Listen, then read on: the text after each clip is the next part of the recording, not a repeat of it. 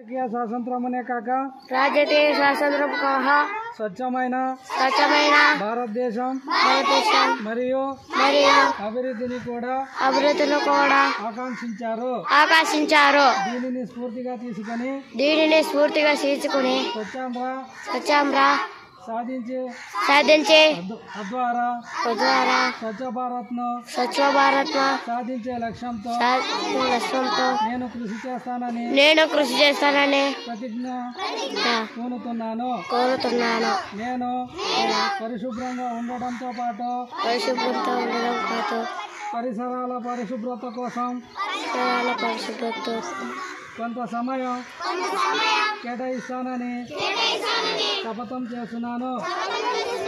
ప్రతి సంవత్సరంలో 100 గంటలు మరియు ప్రతి వారానికి 2 గంటల శ్రమదానం చేసి పరిశుభ్ర ఆంధ్రప్రదేశ్ సాధించే సంవత్సరానికి కట్టుబడి ఉంటాను. సంకల్పానికి కట్టుబడి ఉంటాను. నేను పరిసరాలను అశుభ్రపరచను మరియు వేరే వారిని అశుభ్రం చేయనివ్వను. అందరికంటే ముందు నేను నా కుటుంబాన్ని, నా పరిసరాలను, నా కార్యాలయాన్ని పరిశుభ్రంగా ఉంచుతాను.